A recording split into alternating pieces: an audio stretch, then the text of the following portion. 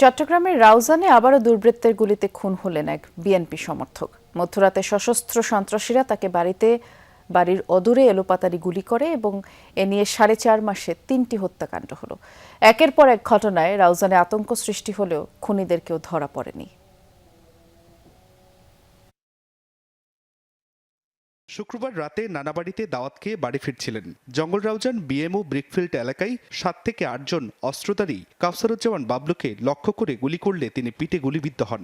খবর পেয়ে পরিবারের সদস্যরা তাকে উদ্ধার করে প্রথমে উপজেলার একটি বেসরকারি হাসপাতালে, পরে চট্টগ্রাম মেডিকেলে নেন। শনিবার ভোরে চিকিৎসক তাকে মৃত ঘোষণা করেন। পরিবারের দাবি, পেশায় কৃষক কাউসারুজ্জামান বাবলু বিএনপির সমর্থক। সন্ত্রাস চাঁদাবাজির বিরুদ্ধে অবস্থান নেয় আগেও কয়েকবার তার উপর হামলা হয়েছে। কালকে মারা যাবার আগে 2-3 দিন আগেও আমার ফুফাকে কিডন্যাপ করছিল।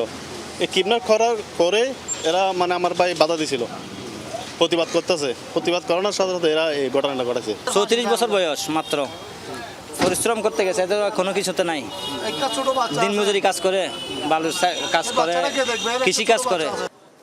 নিহত বাবলুর স্ত্রী ও 2 মেয়ে আছে। খুনিদের দ্রুত গ্রেফতারের দাবি জানান নিহতের স্বজনরা।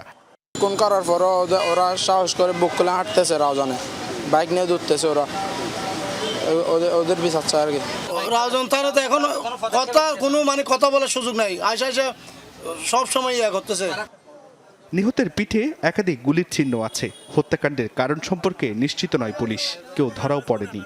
যারা ঘটনা ঘটেছে তারা হয়তো মনে করছিল যে এরকম তারা ক্ষতিগ্রস্ত হচ্ছে, তার তথ্যের মাধ্যমে এরকম এই কারণে হইতে পারে, এরকম প্রাথমিকভাবে তথ্য পাওয়া যাচ্ছে। ডিবি এবং পুলিশ সমন্বয়ের অভিযান চলতেছে।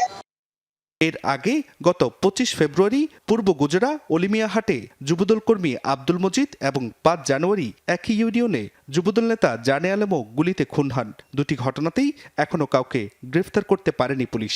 এছাড়া 2024 সালের 5 আগস্ট আওয়ামী লীগ সরকারের পতনের পর থেকে রাউজানে এ পর্যন্ত 22টি হত্যাকাণ্ড ঘটেছে। এর মধ্যে অন্তত 16টি রাজনৈতিক বিরোধের জেরে। জুবাইর রিফাত, যমুনা নিউজ, চট্টগ্রাম।